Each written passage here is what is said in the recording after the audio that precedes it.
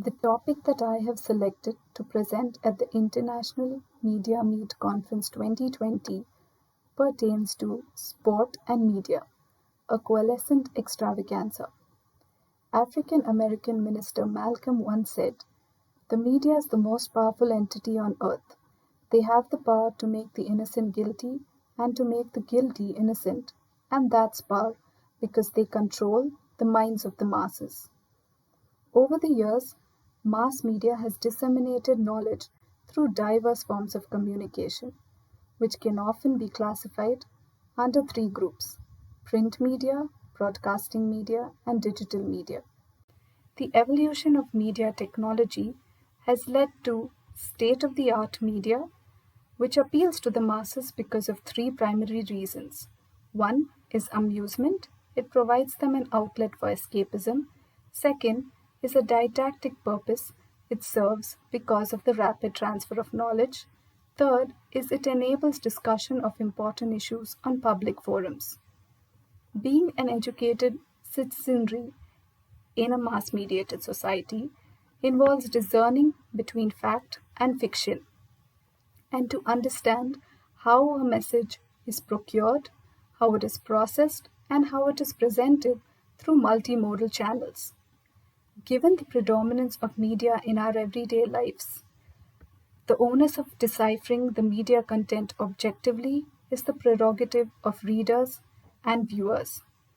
When a message is relayed, we must remember that it is a result of a creative team that uses propaganda, persuasion techniques to communicate to the audience. The audience interpret a message differently because of their unique experiences of age, cultural upbringing, and gender. Also, this reflects their worldview because it could be subject to stereotypes or novel ideas.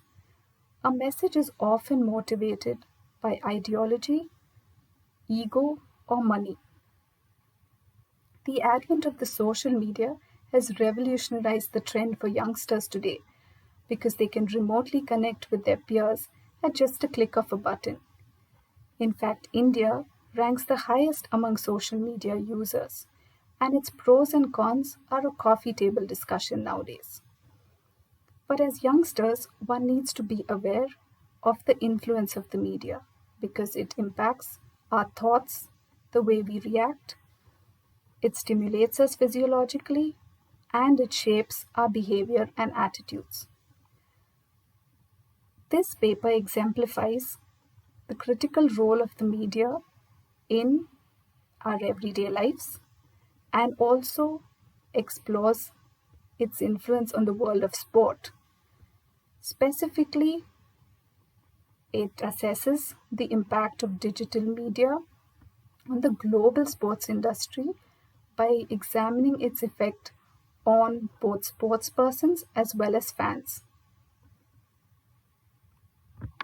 Today, children are glued to their on-screen characters, and parents are battling the competing images that they have little or no control over.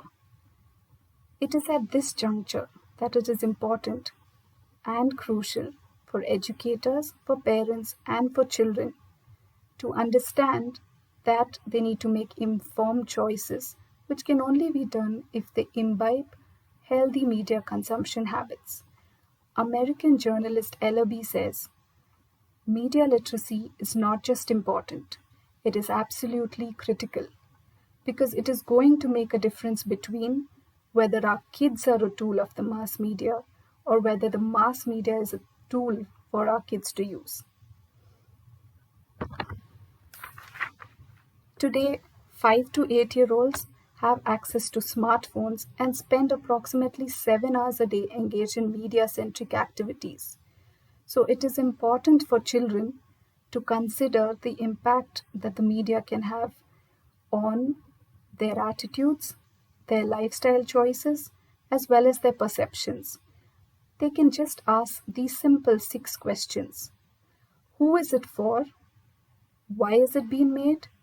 Who created it? How does it feel? What techniques were used? And what details are missing? By asking these questions, they will be able to decipher between reality and fantasy. The inextricable relationship between media and sport is one that has broadened the horizon and has made sports an enriching experience through three popular forms of broadcasting media: the radio, the television, and the internet. Now, the radio was a popular form of broadcasting media in yesteryears because of the dramatic audio commentary, the instant results and scores, and it was a flexible, portable, handy tool. However, with the advent of the television, you have an audio-visual medium which not only involves telecasting and advertising, but it also enables the audience to view the spectacle from the constraints of their living room.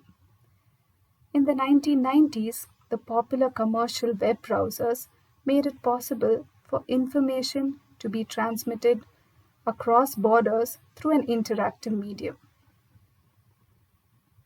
In contemporary society, media coverage increases a person's proclivity towards sports by actually influencing their thoughts when they read or they see an athlete's podcasts, their snapshots, their work on social networking sites, and listen to their interviews. This helps them build an image of a public figure that could either be favorable or adverse. Therefore, media can have a positive or a negative influence on sport because it not only engenders sports awareness by projecting inspiring role models, it encourages the youth to participate in games through promotion of healthy lifestyles, but it also intrudes privacy and can sabotage an athlete's career when it provokes prejudice comments. Digital innovation has also revamped the interaction between spectators and athletes. Of late, you find more women participating in sports. In fact, in recent years, you found the Australian Football Women's League. We have also seen sponsors, like in India for Harmanpreet Kaur, there was a sponsor for her bat in the cricket team. We've also seen fitness movements gaining popularity across the country and the world. In 2018, our Sports Minister, Colonel Rajavardhan Rathore, initiated a fitness movement which involved encouraging celebrities to tag people, the common man, as well as their own friends, by posting photos and videos on social networking sites which showcase their fitness routines. The slogan of this movement was "Hum Fit to India Fit," because it meant building a stronger and a healthier India. In terms of esports, the Formula One race invented a video game experience in 2017 to promote esports. When we talk about the exponential growth of the social media, we see that this interactive platform is a very popular platform because it provides first-hand experience and first-hand information to fans about their sports teams through three popular networking sites: Facebook, Twitter, and Instagram. Now, all these three networking sites are popular in spreading information about sports stars. However, the adverse effects of this will be overexposure to public scrutiny, and athletes could face fan criticism. For example, the Australian swimmer Stephanie Rice and the Greek athlete Papachristou both faced flack for their racial slurs, whereas the Japanese figure skater Miki Ando, her performance suffered a beating in 2005, yet she was included as part of the Olympic team in 2006, and this decision was frowned upon by fans because fans are critical of the athlete's performance, and this could hamper the athlete's overall personality. Speaking of fans, we have two specific fan reactionary behavior theories.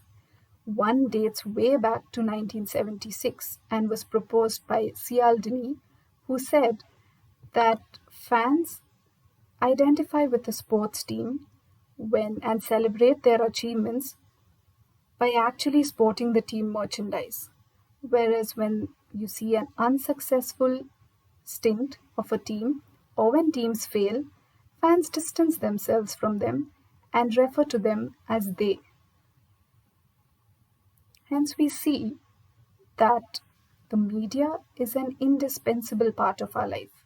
It influences our every action, it influences our values, our culture, shapes our perceptions, molds our behaviors, and therefore it's important to inculcate digital literacy among the present generation so that we can make informed choices and can be media literate people. Moreover, the percolating trends on social networking sites and use of digital media predict that sports and broadcasting media will continue to commingle, as we see with the use of immersive technologies like virtual reality, augmented reality, and these concomitant trends imply that they will be in future. It beckons a coalescent extravaganza of sport and media. Thank you.